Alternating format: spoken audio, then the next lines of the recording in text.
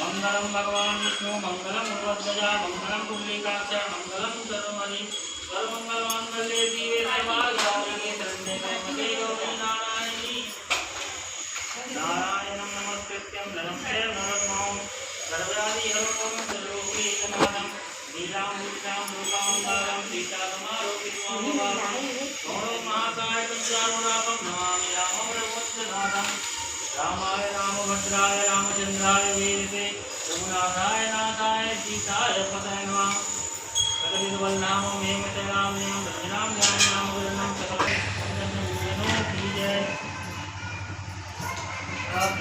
संकल्प करना है जो भी चावल फूल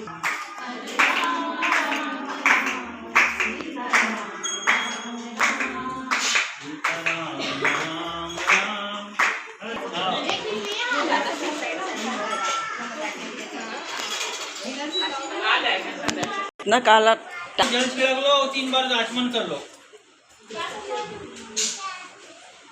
जो बाहर में आए ना 3 बार जल छिड़क बाद 3 बार आचमन कर लो।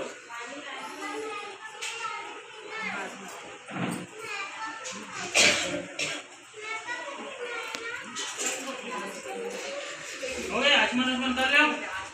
हरि ओम विष्णु श्रीमद् भागवत महापुरुष विष्णु राजा पर्वत माते श्री ब्राह्मण द्वितीय प्रादे श्वेता वाला कल्पे कालीयुग काली प्रसन्न जम्मे जम्मू दीपे भारत खंडे आर्वत के अंतर क्षेत्र मालिका नाम क्षेत्र गंगा यमुना पश्चिम में नर्मदा तटे अपन नाम प्रगोत्र के नाम विक्रम संवत्सर 2080 संवत 1945 कन्या दक्षिणायन ऋतु शरद ऋतु भाद मास की पक्ष षष्ठी तिथि अहम गौरी गणेश नवग्रह पूजनम कलश पूजनम सरस्वती माता पूजनम तत्प्रांते कथा श्रवण करिष्यामि बोलते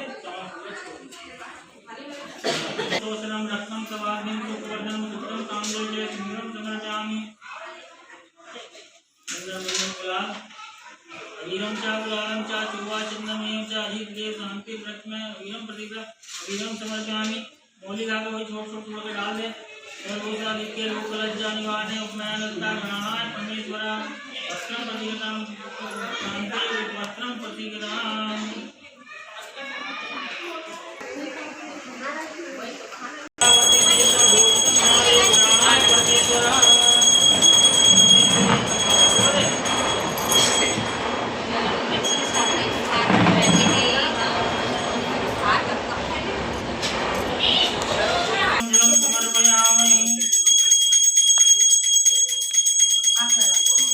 बुझाले पहले बुझाले आचमन कर दे उसके बाद ओम मां वनस्पति रसोगंधानं लोकम मज्ञान लोकम समर्पयामि खोल दो कहीं पर भी केला वाला बोतल मेरे को दे दो लंबलम मैं आदि पुष्पमा खंड विजुकलम समर्पयामि योनिकलम महादिव्यम नागवल्ली देवस्नान मोक्षम आदि ताम्बलम प्रतिदान ताम्बलम समर्पयामि और छोड़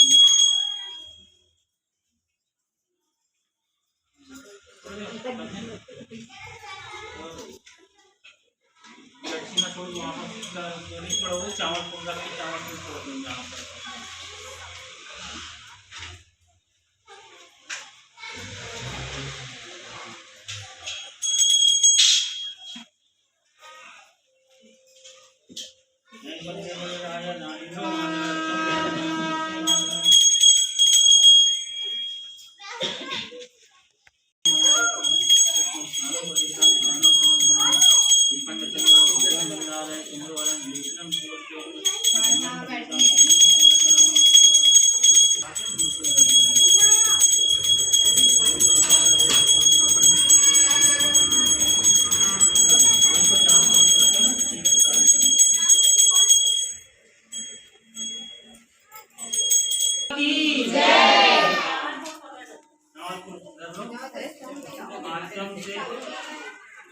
शुरू करूं मैं, है ना।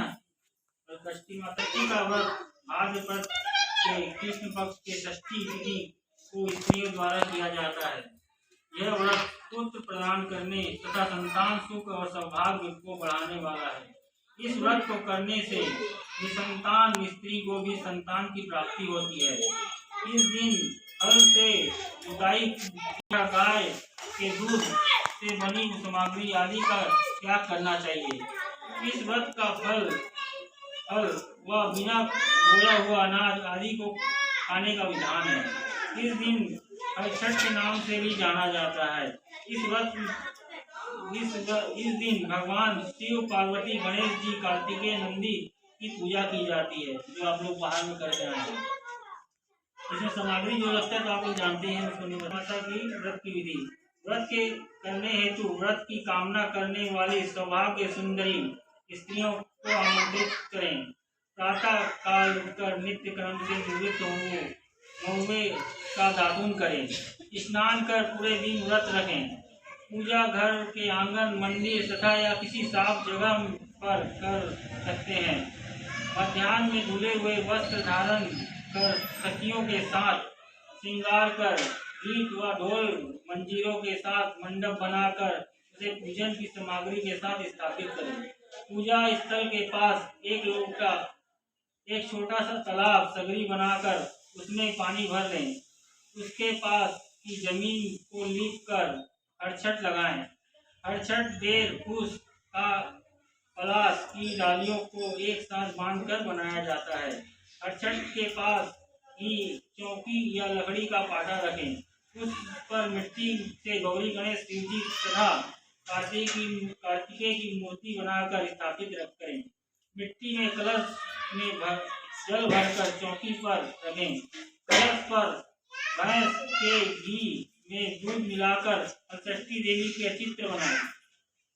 जिस मिट्टी में कच्चे सूत का जनेऊ बांध दें। सुनना, उस तरफ भी जगह है, इस तरफ अगर गर्मी लगे तो उस तरफ चले जाओ, हवा आती है। हाँ, बैठ जाओ। हाँ, जगह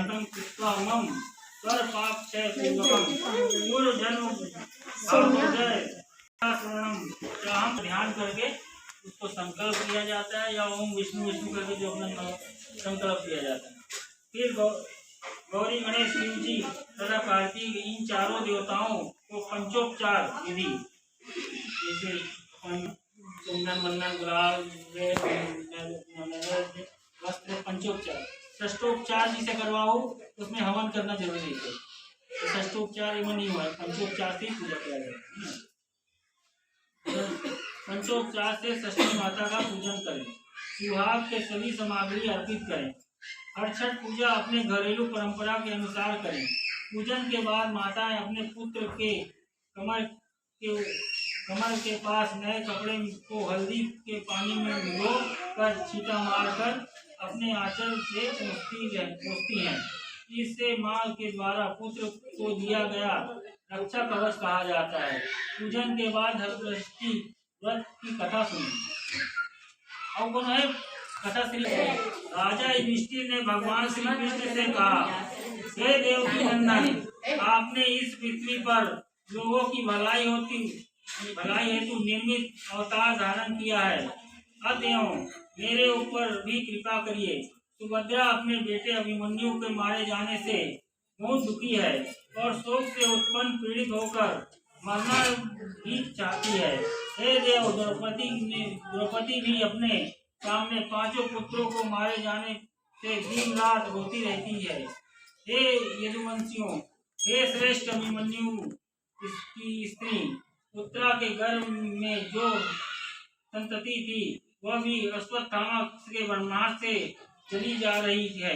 अश्वत्थामा ने अपने ब्रह्मास्त्र से उसके गर्भ को दग्ध कर डाला है। हे भगवान, संसार में माता पिता को संतान के बिना महादुख होता है और पिता भी अपने को तभी धन्य मानता है जब उनकी संतान उत्तम, दीर्घायु और स्वस्थ हो। हे देवेश, आप वह दान या व्रत बतलाइए जिससे माता पिता संतान शोक के दुखों से पीड़ित ना होए। यह सुनकर भगवान श्री कृष्ण ने कहा, हे राजन, यदि उत्तरा मेरे बतलाए इस अपूर्व व्रत को करे तो इसमें संदेह नहीं कि उसका खंडित ग्रह भी जीवित पाए। यह सुनकर राजा युधिष्ठिर ने कहा, हे भगवान, इस उस व्रत की विधि क्या है? देवता कौन है? वह व्रत किस समय करना चाहिए और किस स्त्री के करने से यह व्रत संसार में प्रसिद्ध हुआ है? बोलो सरस्वती मैया की जय। 10वां अध्याय। हाँ, ये अपन जमीन कम हो जा। इसको भी डाल दिया दे और ले ले आओ। तो इतना नहीं लेना इसका ऐसे तोड़ ले चावल नहीं वही मिला लेना थोड़ा थोड़ा लेना दोनों जगह ना हल्दी चावल मिला ले चावल और फूल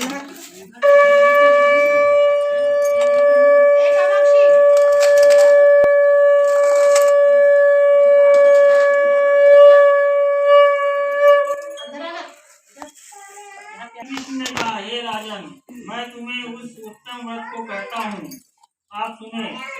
सुभद्र नाम का एक प्रसिद्ध राजा था और स्वर्णा नाम से प्रसिद्ध उसकी रानी थी तथा हस्ती नामक उसका पुत्र था। हस्ती ऐसा प्रतापी पुत्र हुआ कि उसने अपने माता पिता हस्तिनापुरी बसाई। राजा पुत्र एक दिन धात्री के साथ गंगा जी में स्नान करने गया। वह बाल भाव जड़ कीड़ा करने लगा। इतने में एक मगरमच्छ उसे गहरे जल में खींच ले गया। यह समाचार सुनकर पुत्र शोक से दुखी रानी स्वर्णा ने धात्री को पुत्र से भक्ति हुई आग में डाल कर वह अपने पुत्र की याद में विलाप करती हुई अपने प्राण त्यागने को तैयार हो गई और राजा भी व्याकुल होकर आत्महत्या करने को तैयार हो गया। धात्री भी अपने पुत्र को दुख से दुखित होकर निर्जन वन को चली गई और मध्याह्न काल में देवता का पूजन करने लगी। वहाँ एक सुने मंदिर में पार्वती माता, गणेश जी सहित शिव जी का विधिवत पूजा करती थी। वह नित्य प्रतिदिन पूजन व ध्यान करने तृण धन और महुआ खाकर देवता की पूजा व ध्यान किया करती रहती थी।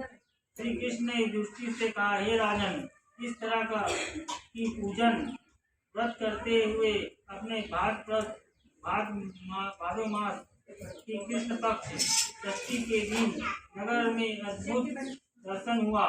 अचानक उस धात्री को अति सुंदर पुत्र के बीच से निकल आया। उसे देखकर राजा रानी और सभी लोग बड़े विस्मित हुए। उसे जीवित देखकर चिंतित लोगों ने ब्रह्मज्ञानी पंडितों से उनका कारण पूछा।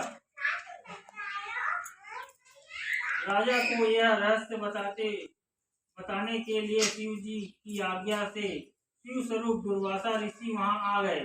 अपने मूर्तिमान मनोरथ को संदृष्ट शिवरूप दुर्वासा को आया जानकर राजा ने अगवानी कर अर्घ आदि से उनका पूजन किया।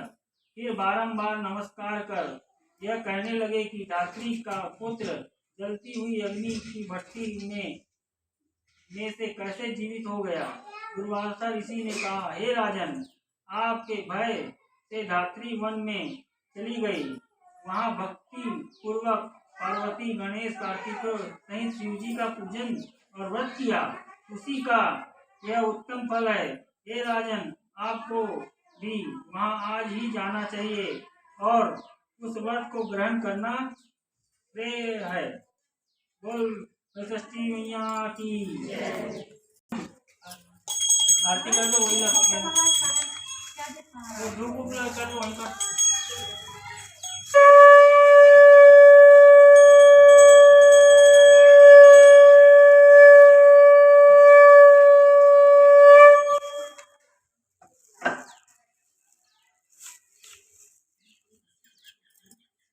तीसरा अध्याय है ना।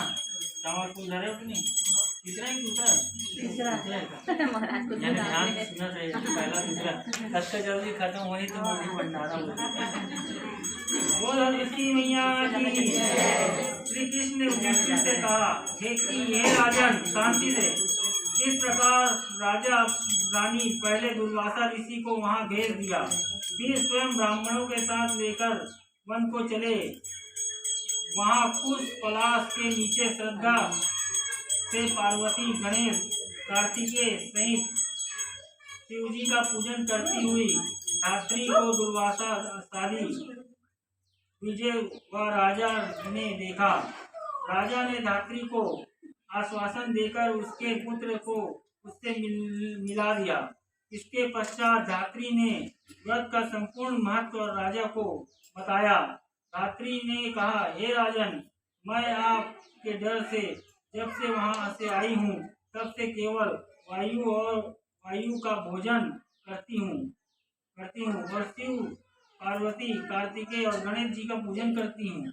एक दिन अर्धरात्रि में मैंने स्वप्न में शिव जी के ऐसे दर्शन किए जिसमें शिव पार्वती कार्तिकेय और गणेश जी सहित ऋषभ पर चढ़े हुए पलाश और पुष्प के नीचे आकर कहने लगे कि तेरा पुत्र जीवित हो जाए। फिर उन्होंने कहा कि तुमने हमारा व्रत किया है, इसलिए तुम्हारा पुत्र जीवित हो गया और तुम्हारी रानी भी इस श्रेष्ठ व्रत को विधि पूर्वक करे तो उसका भी पुत्र भी जीवित हो जाएगा और भी बहुत से पुत्र जन्मेंगे। इस व्रत के संपूर्ण विधान दुर्वासा ऋषि राजा और रानी को बताएंगे। श्री कृष्ण ने युधिष्ठिर से कहा हे राजन, कृष्ण पक्ष के षष्ठी के दिन नर या नारी नियम पूर्वक प्रातः काल स्नान कर यह व्रत का करें। क्रोध व लोभ से वर्जित हो व्रत का नियम करके जब तक व्रत रखें तब तक जीव मात्र की हिंसा नहीं करनी चाहिए। व्रत का संपूर्ण करने के लिए चींटी आदि का मार्ग उल्लंघन ना करें और मध्याह्न में मित्रों सहित पुत्र अभिलाषा वाले मन से पलाश तथा कुशा के नीचे शिव पार्वती कार्तिकेय और गणेश जी की मूर्ति बनाकर आगे कहें ये पौराणिक मंत्रों से अनेक प्रकार से धूप दीप नैवेद्य आदि और समय में उत्पन्न हुए सुंदर पुष्प अर्पण करके भावयुक्त मन से सबकी पूजा करें। बोलो षष्ठी महारानी की जय।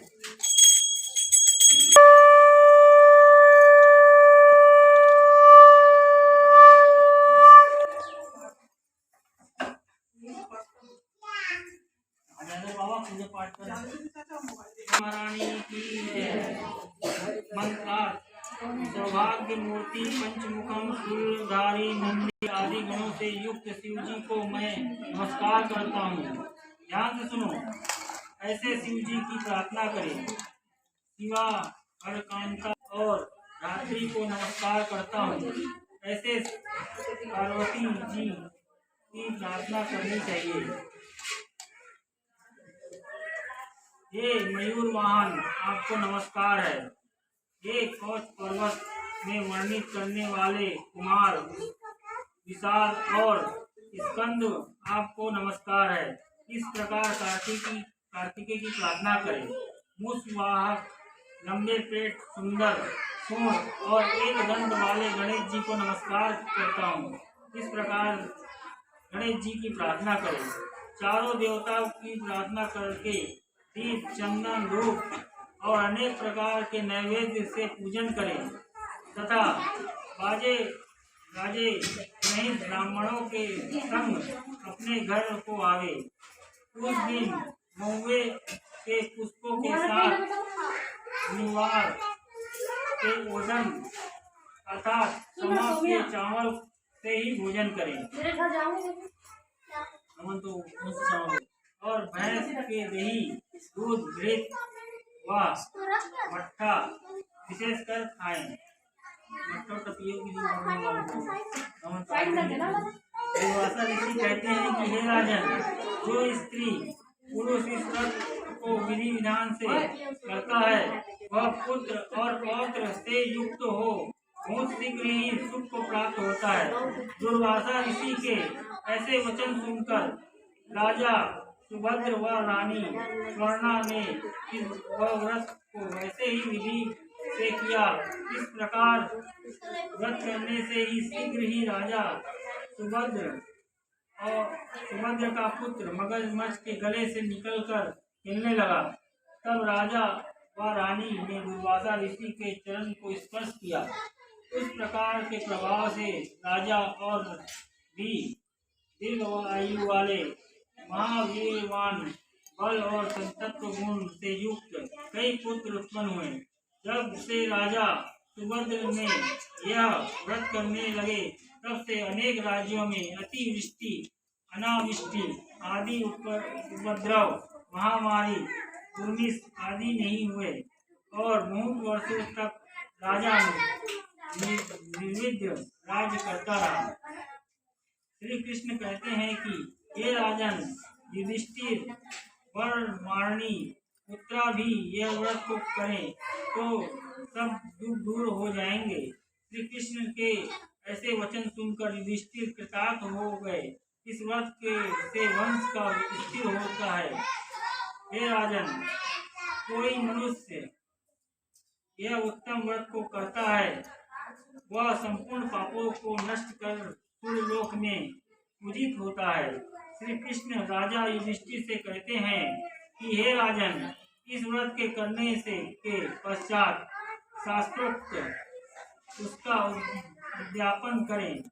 इस तरह का उद्यापन सुवर्ण महिषी व वस्त्र दान कर ब्राह्मणों को दे। स्वर्ण भैया कौन कौन सोना लाया निकाल के रख दो। सोना चांदी की सुंदर मूर्ति बनाकर वेद वेदांत के ज्ञाता ब्राह्मणों सहित उसका पूजन करें। विधि जानने वालों में श्रेष्ठ राजा युधिष्ठिर ने ही उत्तरा से ये व्रत को कराया। इस व्रत के प्रभाव से उत्तरा के उदर में अश्वत्थामा द्वारा हत किया गया गर्भ हिलने लगा और तत्क्षण जीव को प्राप्त होकर प्रसन्न हुआ। वह गर्भ पृथ्वी पर राजा जन्मेजय का पिता परीक्षित हुआ। बोलो हलषष्ठी माता की जय।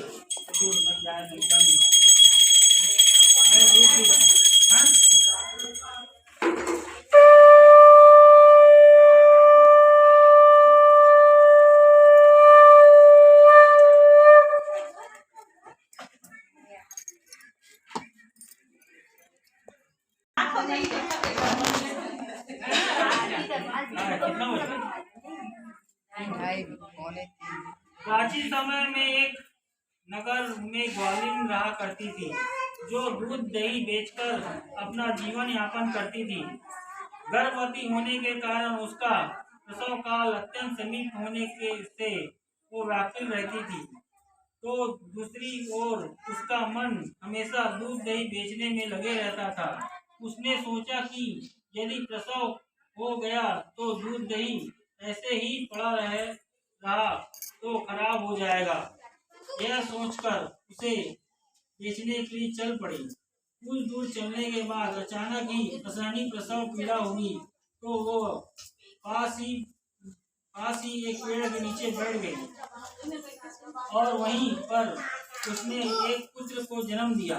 ग्वालिन को दूध खराब होने की चिंता होने लगी, इसलिए अपने पुत्र को वहीं पेड़ के नीचे सुलाकर गांव में दूध बेचने निकल गए पड़ी। संयोग से उस दिन हलषष्ठी का दिन था, इसलिए सभी लोग को भैंस का दूध चाहिए था, पर ग्वालिन के पास गाय का दूध था। उसने सोचा कि ऐसे में मेरा सारा दूध खराब हो जाएगा, इसलिए उसने सभी को भैंस का दूध बताकर सारा गाय का दूध बेच दिया। उसी समय उधर जहाँ पर उसने अपने बच्चे को छोड़ा था उसके पास ही खेत में एक किसान अपने खेतों को हल से जोत रहा था। तभी अचानक उसके बैलों के भड़क जाने से हल हल का फल बच्चे के शरीर में घुस गया, जिससे वह मूर्छित हो गया। इस घटना से किसान बहुत दुखी हुआ, फिर भी उसने हिम्मत व धैर्य से काम लिया और पेड़ के कांटों से ही बच्चे के चीरे हुए पेट को टाँका लगाया और चला गया। कुछ देर में ग्वालिन दूध बेचकर वहां आई और बच्चे की दशा देखकर उसे समझने में देर न लगी कि उसके बच्चे की ऐसी दशा हरषष्ठी माता के प्रकोप की वजह से हुई है। अतः उसे अपनी करनी का बहुत ही दुख हुआ और सोचने लगी कि मैंने झूठ बोलकर दूध बेचकर अब उनके व्रत को खराब ना किया होता तो मेरे बच्चे की ऐसी दशा ना होती। अतः मुझे गांव वालों से क्षमा मांगकर प्रायश्चित करना चाहिए।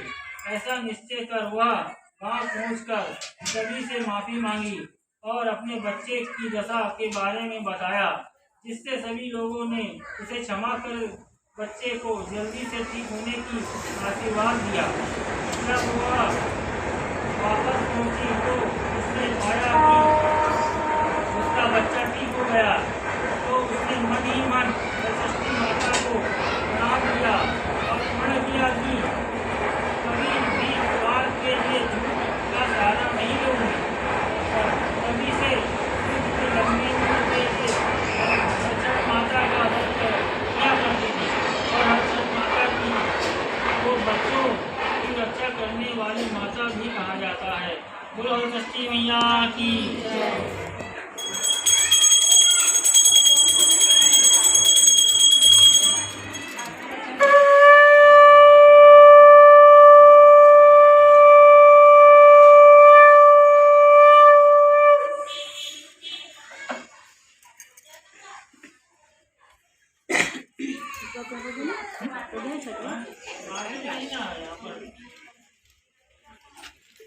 बोलो सरस्वती मैया की।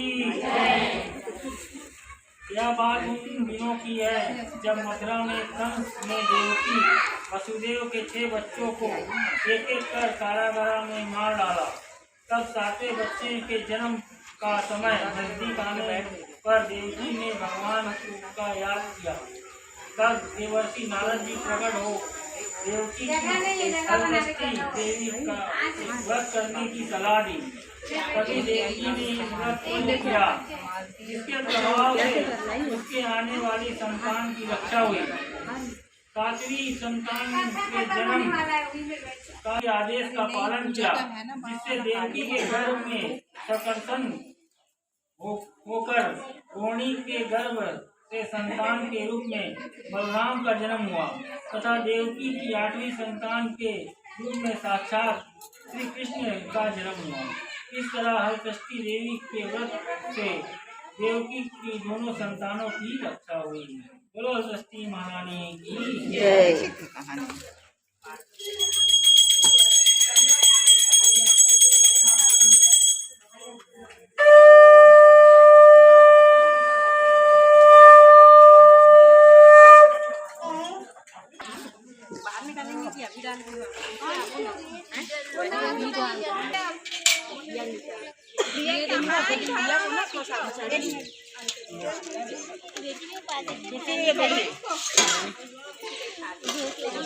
वाला चावल खाऊंगी इसलिए बैठे यहीं पर नहीं लगते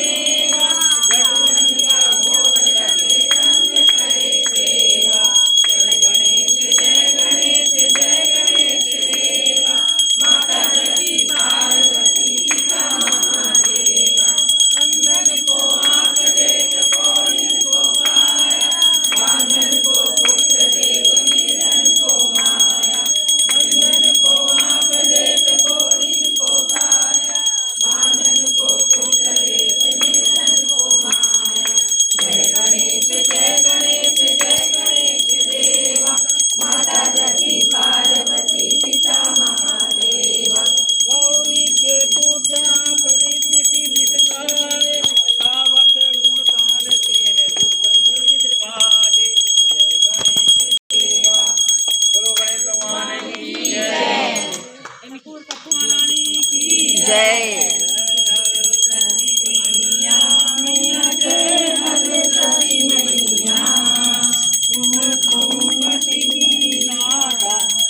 संपत्ति की दाता महिमा जगताई जय हर शशि माई मानवती कर मन से पूजा अति हरताई मैया अति हरताई वस्त्र प्रभाव के दोनों वस्त्र प्रभाव के दोनों ओ जब जीवती पाई जय हर शशि माई दीन देवकी ने मन किन्हीं की पूजा की मैया की चित से किन्हीं की पूजा की हुए कोस से काना हुए कोस से काना नहीं व्रत अस दूजा जय हर शशि माई पूजी उत्तरा द्रौपदी ने शुभ फल को है पायो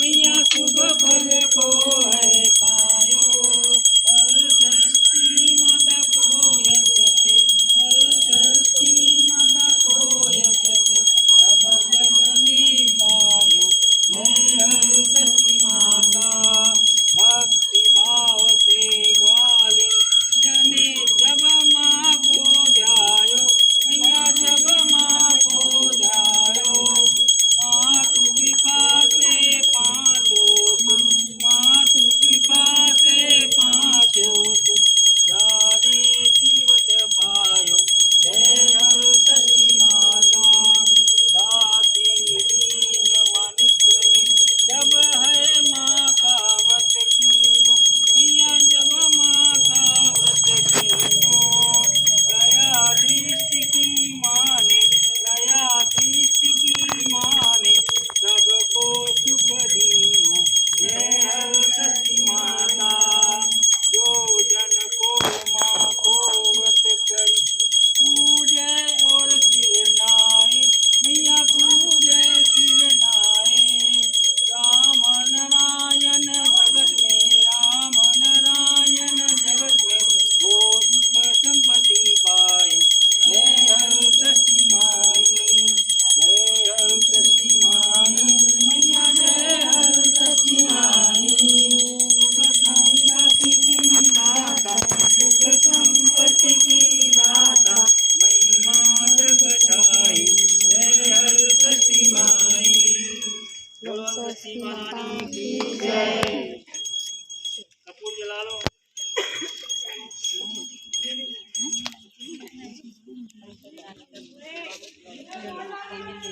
जो कपूर रखे सामने चल दो ना चल गए कपूर कपूर हाँ तो जला इसमें आओ ना हाथ लगा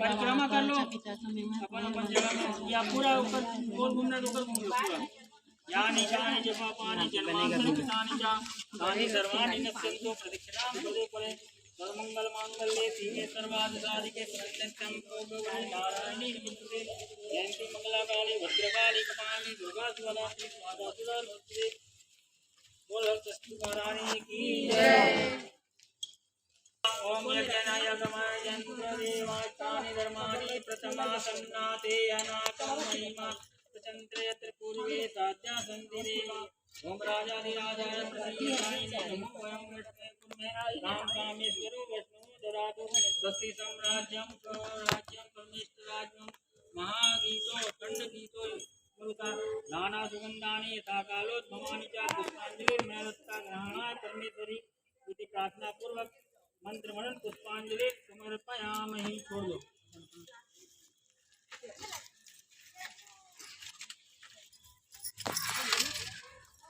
एक दूसरे को दे दो अपन बोलो आसमान कर देते खुद ही मन कर पानी